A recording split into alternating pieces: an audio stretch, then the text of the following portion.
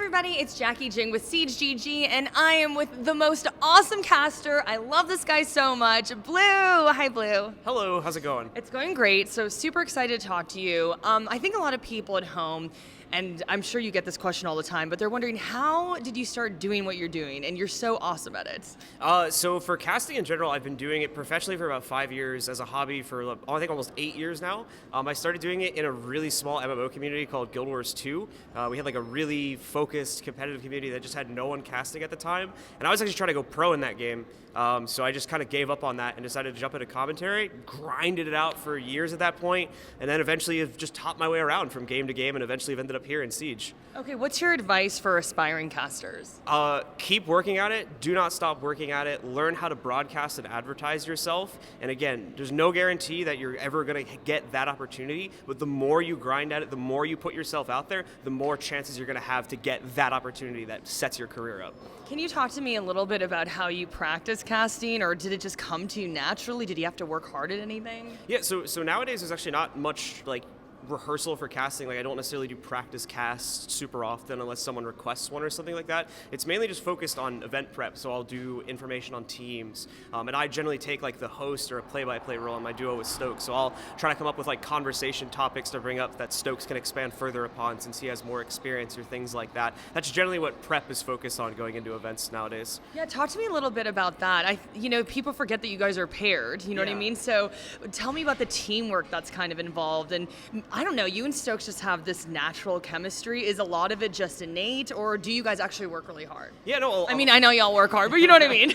Yeah, to be honest, a lot of it just comes during the event, and we make changes as the games are going on. In my opinion, doing a practice cast is not anywhere close to the real thing. It's a totally different environment and is not a really good use case in a lot of ways for what you'll actually be doing during casting. So we make a lot of our improvements, not necessarily on the fly, but in between games, we'll try to self-review ourselves really quickly, or even go back and watch a demo from that night if we really need to, and then just talk a little bit more about, if someone was talking too much during a certain round, or if, maybe we need to slow down a little bit so we're not stuttering on our words or presenting them as clearly to people who don't speak English as a first language. A lot of like considerations like that go into it, and we just take a look at it every so often in order to tweak it now and then.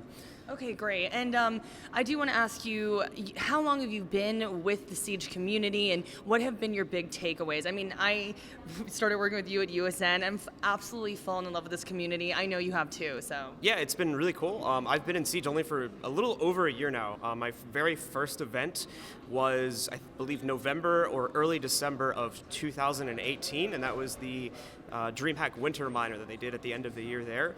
That was literally the first event in Siege I ever did. Ubisoft was willing to give me a massive opportunity, and I consistently thank them for letting me do that without any prior Siege casting experience in a public eye. I had just done 2 to 3 demos prior to that, and then they trusted me to do research on the teams following that through. But overall, my takeaways is that this is an amazing community, and in my opinion, it's one of the most well-run esports in the industry. I think that Ubisoft is approaching everything in an incredibly smart way that is going to make sure this game sustains itself for so many years, even if we start to see viewership downturn or something like that, which I in no way expect that, but should the worst happen, Ubisoft is running the scene in a way that can remain sustainable through the good times and the bad, and that's something that I really appreciate with the game.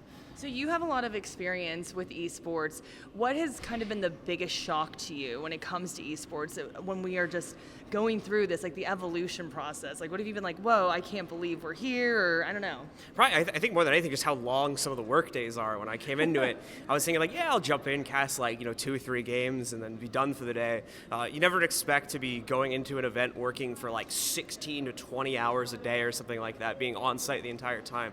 Then you got to go back, sleep for just a couple hours, then go back and do it again. It's exhausting, and sometimes when you come back from an event, it's like, I don't want anything to do with video games for a couple of days. I need to turn off from it. I need to get away. And then you'll just go back to it again anyway as soon as you get home. So.